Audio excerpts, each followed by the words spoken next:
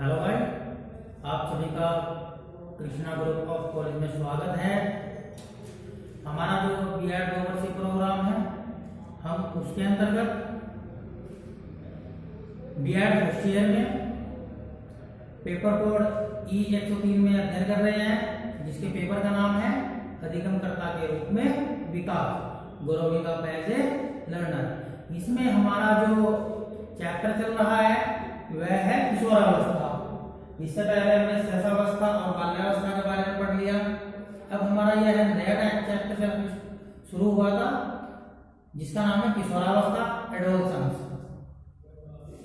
इस चैप्टर के अंतर्गत हमने अपनी पिछली वीडियो में किशोरावस्था का महत्व, उसका अर्थ जाना, उसके कुछ सिद्धांत वो जाने और इसकी किशोरावस्था की विशेषताएं थी। यानी कि जो किशोरावस्था की विशेषताएं हैं वह हमने अलग अलग पक्षों में अध्ययन कर रहे हैं।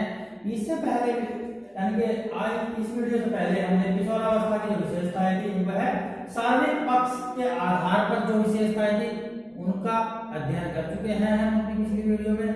सो गाइस, हम आज अपनी इस वीडियो के अंदर किशोरावस्था की मानसिक या बौद्धिक पक्ष के आधार पर जो विशेषताएं हैं उनका अध्ययन करेंगे।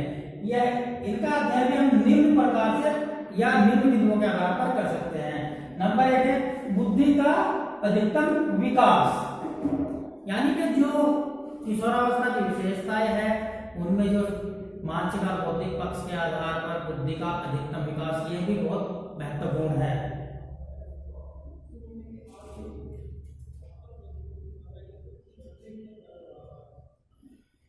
किशोरावस्था में बुद्धि का अधिकतम विकास हो जाता है। यानी कि यह एक ऐसी अवस्था होती है जिसके अंतर्गत आने पर जो बालक होता है उसकी जो बुद्धि होती है उसका विकास मोस्टली 100% तक ही हो जाता है। ऐसा माना जाता है कि 16 वर्ष की अवस्था में बुद्धि का पूर्ण विकास हो जाता है। यानी कि जब बालक 16 वर्ष की आयु प्राप्त कर लेता है तो उसकी जो बुद्धि होती है उसका पूरा का पूरा विकास पूरा हो जाता है।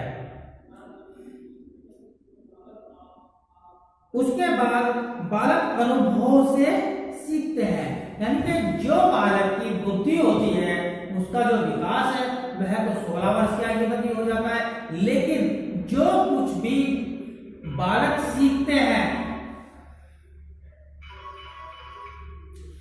वह सब अपने अनुभव के द्वारा सीखते हैं। यानी कि किसी काम को कर रहे हैं, करता हुआ देख रहे हैं और उसे धीरे धीरे कर रहे हैं तो उसमें अनुभव प्राप्त कर रहे हैं और उन्हीं अनुभव के द्वारा वह उस काम को पूरा करते हैं। फिर हमारा नेक्स्ट है हमारे एक BN झा महोदय हैं, वह एक डेफिनेशन कहते हैं यानी कि परिभाषित करते हैं। देखते हैं, जहां तक बुद्धि के विकास का प्रश्न है अनुभव से यानी कि जहां तक बुद्धि के विकास का प्रश्न है वह किशोरावस्था में चरम सीमा तक पहुंच जाता है। यानी कि हमारे जो BN झा है वह इसी बात को कहते हैं कि जो बालकों के अंदर बुद्धि का विकास होता है वह किशोरावस्था में या किशोरावस्था तक वह अपनी चरम सीमा पर पहुंच जाता है, यानी कि अपने अंतिम पड़ाव पर पहुंच जाता है। इससे यही साबित होता है कि जो बालक की बुद्धि का विकास होता है वह किशोरावस्था में पूर्णतः पूरा हो जाता है। हमारा नेक्स्ट पॉइंट है तर्क शक्ति एवं अमूर्त चिंतन का विकास।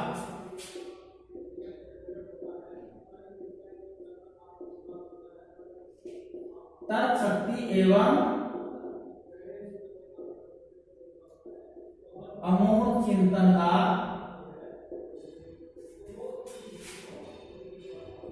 विकास।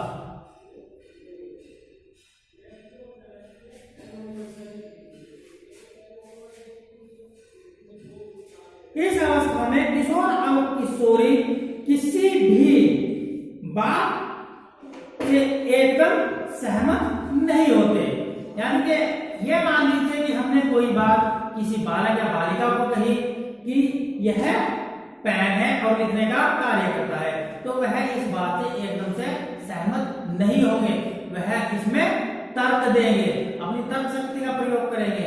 वह कहेंगे कि ये अगर पेन है तो इससे हम इस प्रकार से काम कर सकते हैं, यह कहाँ बनता है, इसको हम कहाँ से खरीदेंगे, इसके क्या क्या उपयोग है, इसकी इंक कैसी है, क्या हम इसकी इंक घर पर भी बना सकते हैं। इस प्रकार के अनेक तर्क हमें देखने को मिल सकते हैं।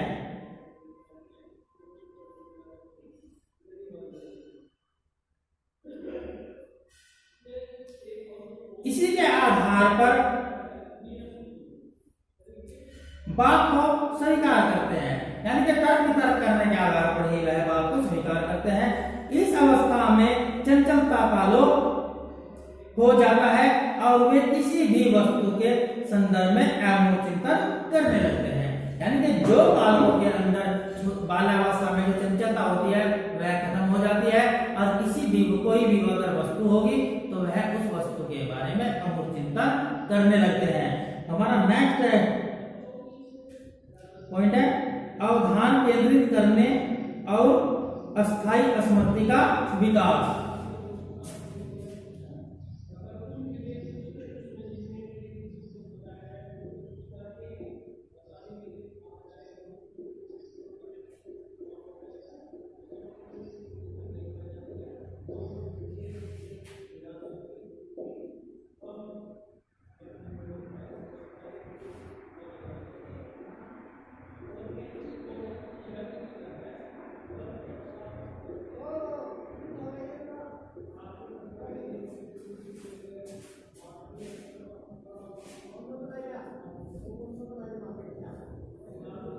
किशोरावस्था में किशोर और किशोरियों में अपने अवधान को किसी भी वस्तु पर केंद्रित करने की शक्ति विकसित हो जाती है। यानी कि उनकी जो सोचने समझने की शक्ति है वह किसी भी चीज पर, यानी कि उस चीज को काम करने की या उस चीज को सोचने की जो शक्ति है वह पूर्ण रूप से विकसित हो जाती है।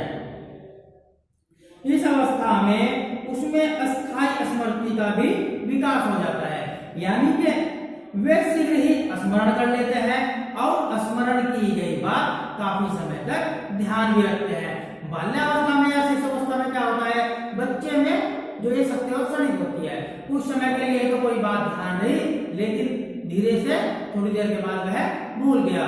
जैसे कि ये मान लीजिए आपके घर में कोई छोटा बच्चा है तो हमने उसकी अभी आज सुबह पिटाई की, लेकिन शाम तक वह उस चीज को भूल जाएगा कि मेरी पिटाई भी हुई थी।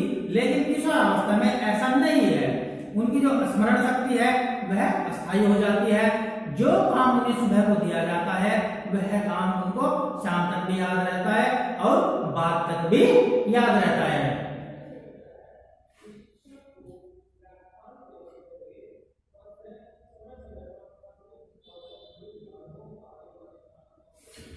उस और किशोरावस्था में वे किसी भी बात को रटने पर नहीं बल देते बल्कि समझने पर अधिक बल देते हैं। हमारा नेक्स्ट पॉइंट है विचार विमर्श करने की योग्यता का विकास।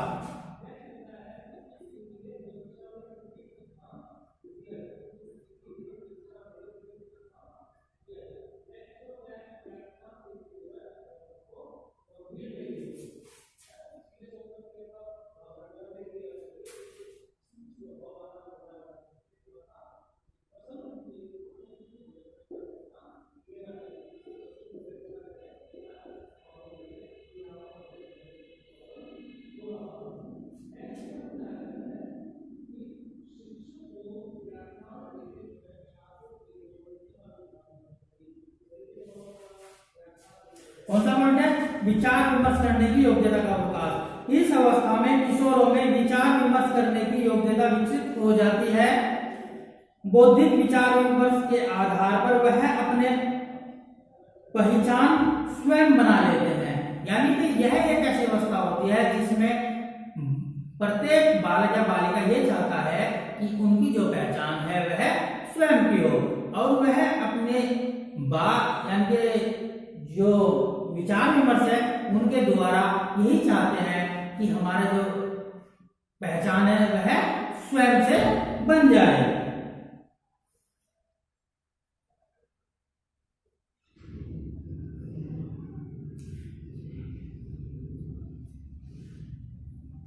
फिर हमारा है भावी जीवन के प्रति सचेत।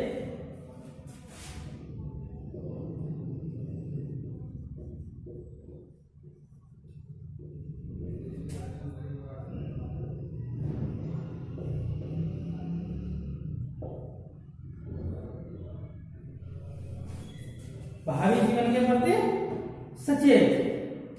किशोरावस्था में किशोर बालक बालिकाएं अपने भावी जीवन के प्रति बहुत सचेत हो जाते हैं, क्योंकि उन्हें अपने भविष्य की चिंता लगी रहती है। हर समय यही बात ध्यान रहती है कि हमें मेहनत करनी है, जिससे कि हम मेहनत करके आगे बढ़ सके, अपने भविष्य को सिक्योर कर सके, सुरक्षित रख सके। भावी जीवन से संबंधित विभिन्न योजनाएं बनाने लगते हैं। वे अपने व्यक्तित्व के प्रति भी सजग हो जाते हैं, यानी कि उनकी जो पर्सनैलिटी है वह कैसी है, किस प्रकार की है, वह अच्छा दिखने के लिए उन्हें क्या क्या करना चाहिए, जिससे कि वह आगे समाज में या अपने यार दोस्तों में एक, यानी कि उनका जो व्यक्तित्व है वह इफेक्टिव हो, जिससे कि उनका जो व्यक्तित्व है उसका प्रभाव दूसरों पर अधिक पड़े, उनकी जो पर्सनालिटी है उसके द्वारा वह दूसरों को अपनी ओर अधिक आकर्षित करे। वे इस बात से भी सजग होते हैं। वे जानना चाहते हैं कि दूसरे लोग उनके विषय में क्या सोचते हैं, यानी कि अपना जो व्यक्तित्व है इस तरीके का रखना चाहते हैं, सोच कर कि दूसरे लोग उनके विषय में अच्छा जाने, और यह चाहते हैं, यह सोचते हैं कि हमारे विषय में दूसरे लोग क्या चाहते हैं, क्या सोचते हैं, क्या बोलते हैं।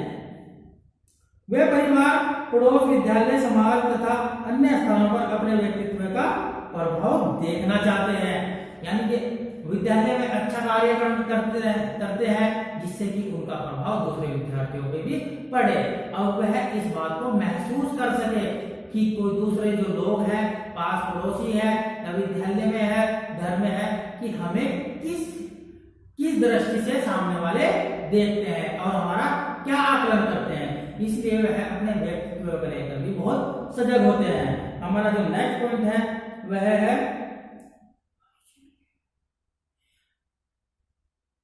अभिव्यक्ति का विकास।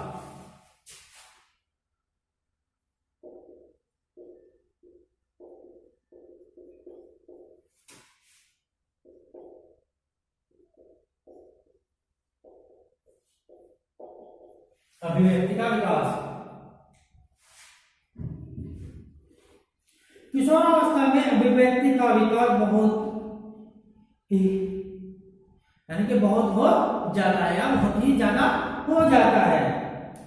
किशोर और किशोरियां मौखिक रूप से और लिखित रूप से अपने विचार और भावना को दूसरों के सामने प्रस्तुत करते रहते हैं, यानी कि वह जो किशोर या किशोरियों में भावनाएं पैदा होती है, उनके मन में जो विचार उभरते हैं, वे उन विचारों को दूसरे के सामने बताते रहते हैं, यानी कि प्रेजेंट करते रहते हैं, व्यक्त करते रहते हैं।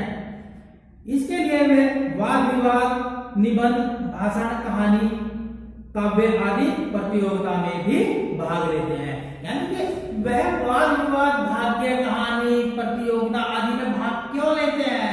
क्योंकि उनके जो विचार हैं, जो वह सोचते हैं, उन विचारों को दूसरा भी सुन सके, दूसरे को सुनाने के लिए या दिखाने के लिए वह इन सब कार्यों को करते हैं। हमारा नेक्स्ट पॉइंट है रुचियों का विकास।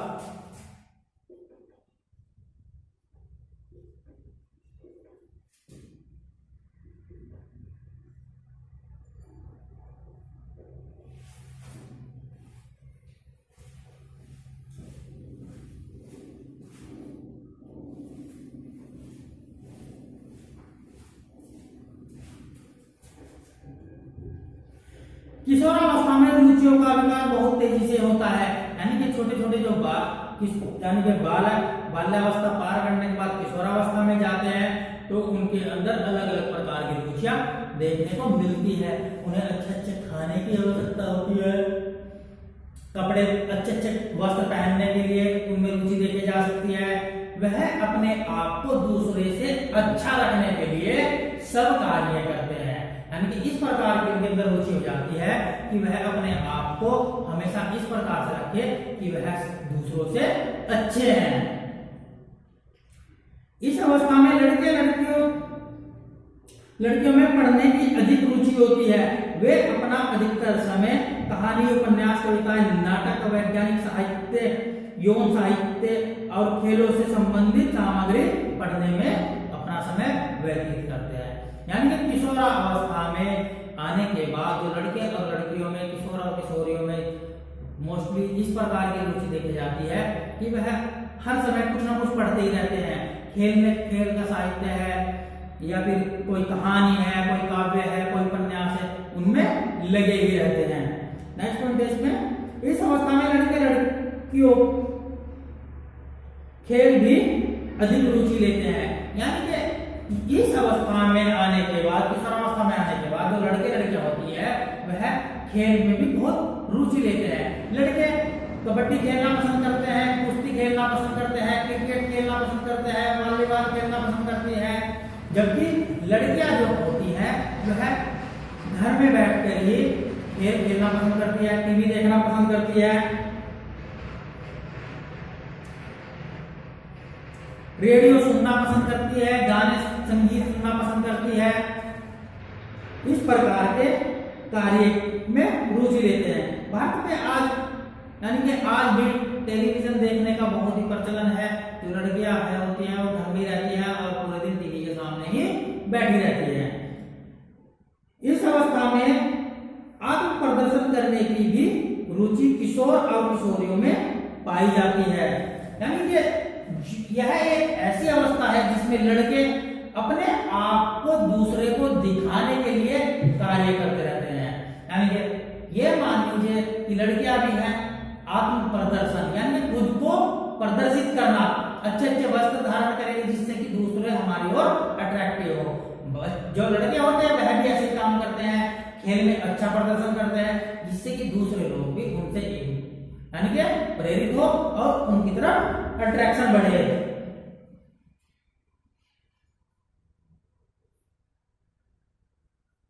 नेक्स्ट पॉइंट है इसमें हमारा, इस अवस्था में बातचीत करने में भी किशोर किशोरियां बहुत रुचि लेती है। ये घंटों बातें करते रहते हैं। यानी कि जो ये एक ऐसी अवस्था है किशोरावस्था जिसमें जो बालक या बालिकाएं होती हैं वह घंटों बातें करती रहती हैं, अपने आप बीती बताती रहती है, लड़के लड़कियों से बातें करते रहते हैं, लड़के लड़कियों के साथ बातें करते रहते हैं। इस प्रकार की घटनाएं देखने को मिलती है। इस अवस्था में अधिक लंबे समय तक भी ये लोग आपस में बातें करना पसंद करते हैं और रुचि लेते हैं। इनके जो बातचीत के विषय होते हैं वह क्या है, आज कौन सा सीरियल चल रहा है, उसमें क्या हुआ है, क्या नहीं हुआ है, यानी कि पिक्चर की बातें, वीडियो की बातें या फिर खेल से संबंधित बातें। अभी आपने देख लो किशोरावस्था में लड़के होते हैं, अभी अगर आईपीएल चलेगा तो पूरे दिन आईपीएल की बातें, सहवाग ने ऐसा खेला, सचिन ने जो किया था इसलिए वह जीत गया, और लड़कियों में भी इस प्रकार की जो क्रियाएं है वह देखने को मिलती है। सो गाइस, हमारा जो यह टॉपिक था मानसिक एवं बौद्धिक पक्ष के आधार पर जो किशोरावस्था की विशेषताएं थी वो उनका हमने अध्ययन किया। हम अपने नए पॉइंट पे या ये मान लीजिए कि नए टॉपिक के साथ दोबारा नई यानी कि नेक्स्ट वीडियो में फिर मिलते हैं। आप सभी का धन्यवाद।